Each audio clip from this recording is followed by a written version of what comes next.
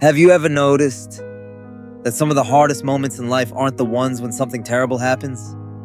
They're the moments when nothing happens at all. Your phone vibrates, a message appears. Can we talk later? That's it. 5 words, no explanation, no context, no clue whether it's good news or bad. Yet within seconds, your heart beats a little faster. Your mind begins writing stories. Did I do something wrong? Are they upset with me? Is something bad about to happen? Nothing in your life has actually changed. Only one thing has. You no longer know what comes next. And what if that is the real reason so many of us struggle to relax? We've been told that the opposite of happiness is sadness. But perhaps that's not entirely true. Perhaps the feeling that quietly steals our peace isn't sadness at all. It's uncertainty. Because your brain has priorities that are much older than happiness. Long before it cared about feeling fulfilled, it cared about staying alive. And to stay alive, it had to predict what came next. Imagine walking through a forest thousands of years ago. The path ahead is quiet. Then, a bush suddenly moves. Your brain doesn't wait for proof. It doesn't stop to calculate probabilities. It predicts. Something could be there. That prediction may be wrong, but if it saves your life, even once, it's worth making. Generation after generation, the brains that reacted quickly survived. Those brains became ours. The forest disappeared, but the prediction machine remained. Today, the bushes have become emails, medical test results, job interviews, unanswered phone calls, a partner who suddenly seems distant. Different world, same brain. The ancient alarm system still whispers the same question. Can I predict what's about to happen? One of the most remarkable things about the human brain is that it's constantly building a model of the future. You don't consciously think about every step as you walk down the stairs. You don't calculate how heavy your coffee mug will be each morning. You don't analyze every word your closest friend says before responding. Your brain predicts. Most of the time, those predictions are accurate. That's why ordinary life feels effortless. But the moment those predictions break, everything changes. Think about waiting for the results of a medical test. The doctor doesn't say anything is wrong. They simply say, "We'll know next week." Suddenly, your mind begins searching. Every small ache becomes suspicious. Every possibility feels real. Notice what changed. Not your body, not the facts, only your certainty. Sometimes, bad news hurts, but uncertainty can consume us for days because the story never ends. Your brain keeps trying to finish a chapter that hasn't been written yet. This is why overthinking feels so convincing. It doesn't feel like worrying. It feels like problem solving. You replay conversations, imagine different outcomes, analyze every detail. Your brain believes that if it thinks long enough, certainty will finally arrive. Sometimes, that's useful. Most of the time, it simply creates more stories than reality ever could. The strange part is that your brain often prefers a painful certainty over an endless unknown. That's one reason people stay in jobs that make them miserable, remain in relationships they know are unhealthy, repeat habits that no longer serve them, not because they're happy, because they're familiar. The known often feels safer than the unknown, even when it isn't better. Now, here's the paradox. Most of us spend our lives chasing happiness.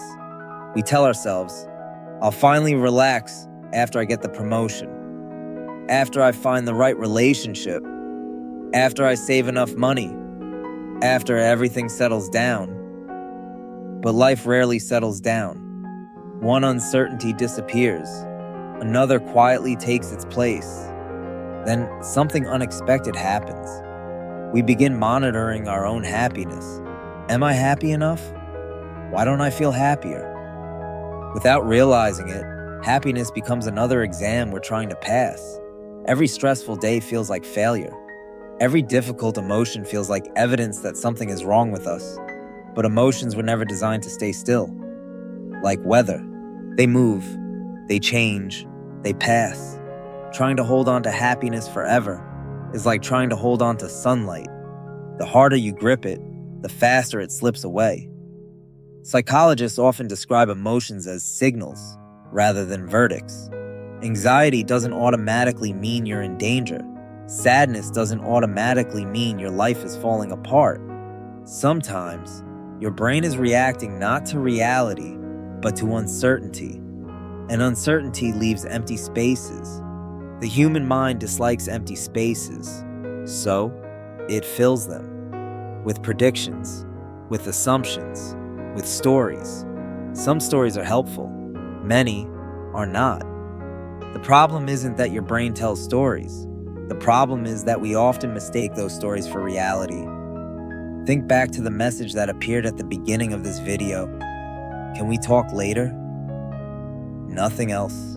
Imagine reading it again. Your heart may still beat a little faster. That's normal.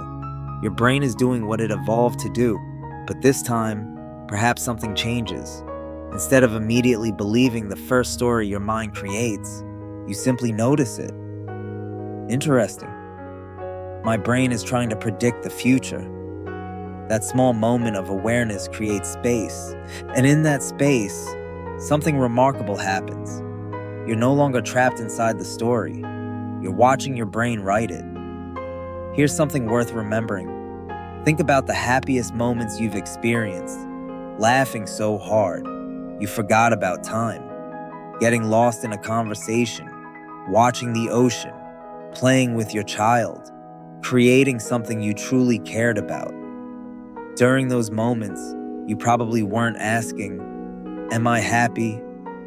You were too busy living. Perhaps happiness isn't something we create by chasing it. Perhaps it quietly appears whenever the brain no longer needs to spend every second scanning for danger. Not because uncertainty disappears, but because, for a moment, we stop treating uncertainty as an emergency. Maybe that's the real freedom. Not having complete control over life. No one does. Not eliminating every difficult emotion. No one can. But understanding why your mind reacts the way it does. Understanding that your brain isn't trying to ruin your peace. It's trying to protect you. With strategies that helped humans survive for thousands of years, the world changed faster than the brain did. And once you realize that, you stop asking, "Why am I like this?" Instead, you ask a quieter question. What uncertainty is my brain trying to solve right now? Sometimes there will be an answer. Sometimes there won't. Either way, you no longer have to believe every story your mind begins to write. Because unfinished stories don't always need immediate endings. Sometimes, they only need patience. And perhaps, that's what peace really is. Not a life without uncertainty, but a mind that no longer mistakes uncertainty for danger. If this video helped you understand yourself, or someone in your life, a little better, subscribe to Cogvora. Here, we use psychology and storytelling to make human behavior easier to understand. Because the more you understand your mind, the less it has to frighten you.